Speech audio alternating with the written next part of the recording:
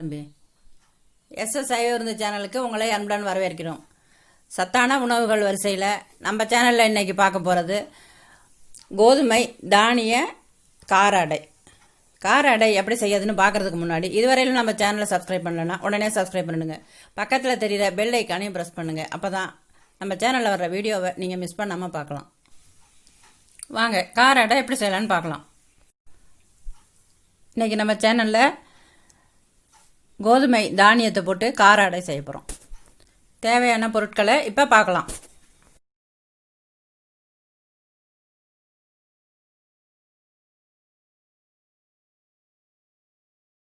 ஒரு கப்பு கோதுமை, அரை கப்பு இட்லி அரிசி, இந்த ஸ்பூனால் 3 ஸ்பூன் கடலைப்பருப்பு, 2 ஸ்பூன் துவரம்பருப்பு, பெருங்காயம் ஊற வச்சுருக்கேன் 6, இதுக்கு தேவையான காரத்துக்கு 6 வரமிளகாய் வச்சுருக்கேன், தேவையான அளவு உப்பு வச்சுருக்கேன், சின்னதாக ஒரு பீஸ் இஞ்சி, ஒரு பெரிய வெங்காயம், கொத்தமல்லி, புதினா, கருவேப்பிலை. அடை ஊற்றுறதுக்கு எண்ணெய் தேவையான அளவு நம்ம அதில் எடுத்துக்க போகிறோம். கோதுமை இட்லி அரிசி ரெண்டும் நல்லா களைஞ்சிட்டு சுத்தம் பண்ணி வச்சுருக்கேன். 3 மணி நேரம் முன்னாடி ஊற வச்சு களைஞ்சி சுத்தம் பண்ணி எடுத்து வச்சுருக்கேன். கடலைப்பருப்பு துவரம்பருப்பு ரெண்டையும் இந்த கோதுமை அரிசி ரெண்டும் ஊற வைக்கும் போது இதையும் சேர்த்து ஊற வச்சு களைஞ்சி சுத்தம் பண்ணி எடுத்து வச்சிருக்கேன். இந்த வரமிளகாய், இஞ்சி, அரிசியும் அதில் கூட சேர்த்துக்கிறோம். இது அரிசி எதுக்காக போடுறோம் அப்படின்னு சொன்னால், இப்போ கோதுமை ஒட்டிங்கன்னா கொஞ்சம் சவுக்கு சவுக்குன்னு இருக்காப்புல இருக்கும். கொஞ்சம் மொறுப்பாக வேணும்னாக்கா கொஞ்சம் அரிசியும் போட்டால் தான் அது நல்லா இருக்கும். அதுக்காக தான் கொஞ்சம் அரிசி சேர்த்துக்கிறது. இந்த கோதுமையும் அதுலேயே சேர்த்து கொஞ்சமாக தண்ணியை விட்டு அரைச்சிக்கணும். உப்பையும் அதிலே சேர்த்துக்கலாம்.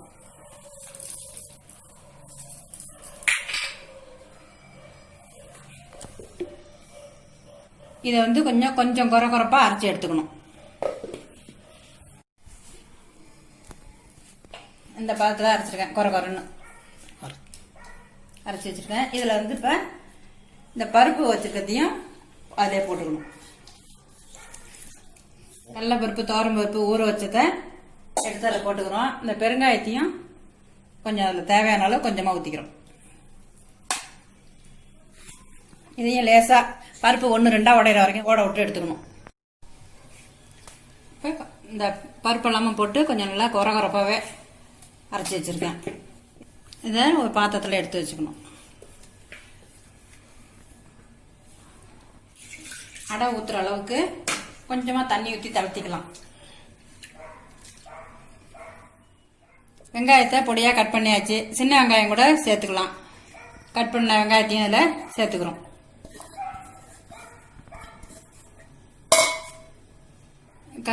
கருவேப்பிலையும் சேர்த்துக்கிறோம்.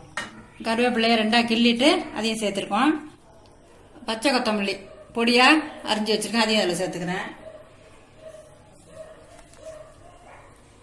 புதினா அதையும் பொடியாக அரிஞ்சு வச்சுருக்கேன், சேர்த்துக்கிறேன். இப்போ மாவை நல்லா கலந்துக்கிறோம். இந்த பக்குவத்தில் மாவு அடை ஊற்றுற அளவுக்கு மாவை கொஞ்சம் தண்ணி விட்டு கலந்து வச்சுக்கணும். ரொம்பவும் தண்ணியாக கலந்துடக்கூடாது. மாவும் குறைப்பாக இருக்கணும், கொஞ்சம் கெட்டியாகவும் இருக்கணும். இதில் தேங்காய் வேணா கூட அரிஞ்சு போட்டுக்கலாம்.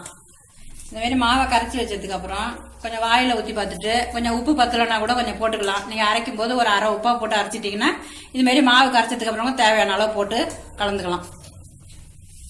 அடுப்பில் டவாவை வச்சு அடைய ஊற்றுறேன்.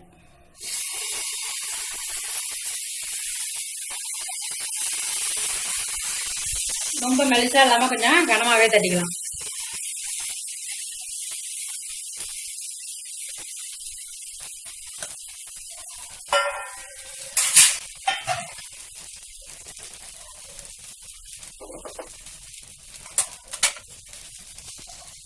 ஒரு 2 ஸ்பூன் சின்ன ஸ்பூன் தான், அதில் 2 ஸ்பூன் ஊற்றிருக்கேன்.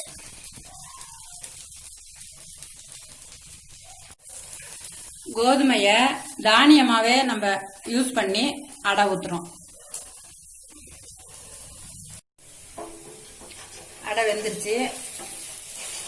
அதை எடுத்து தட்டில் வச்சுக்கிறோம். இப்போ கோதுமை உரப்படை ரெடி ஆயிடுச்சு. இந்த கோதுமை வந்து அரிசியில் போட்டு செஞ்சாப்லேயே இருக்கும். அரிசியும் கொஞ்சம் ஊற வச்சிருக்கோம். ரொம்ப சாஃப்டாகவும் இருக்கும். சாப்பிட்றதுக்கு நல்ல டேஸ்டியாக இருக்கும் தானியமாக போட்டிருக்கிறதுனால. இந்த கோதுமை அடையை நீங்களும் வீட்டில் இதே முறையில் செஞ்சு சாப்பிட்டு பார்த்துட்டு எப்படி இருக்குன்னு கமெண்ட்ல சொல்லுங்க. இந்த வீடியோ உங்களுக்கு பிடிச்சிருந்ததுன்னு சொன்னால் லைக் பண்ணுங்க, ஃப்ரெண்ட்ஸுங்களுக்கு ஷேர் பண்ணுங்க. இதுவரையில நம்ம சேனலை சப்ஸ்கிரைப் பண்ணலன்னா உடனே சப்ஸ்கிரைப் பண்ணிடுங்க. பக்கத்தில் தெரியுற பெல் ஐக்கானே பிரஸ் பண்ணுங்க. அப்பதான் நம்ம சேனல்ல வர்ற வீடியோவை நீங்க மிஸ் பண்ணாம பார்க்கலாம். நன்றி, வணக்கம். வேறொரு நலம் தரும் உணவோட மீண்டும் சந்திப்போம்.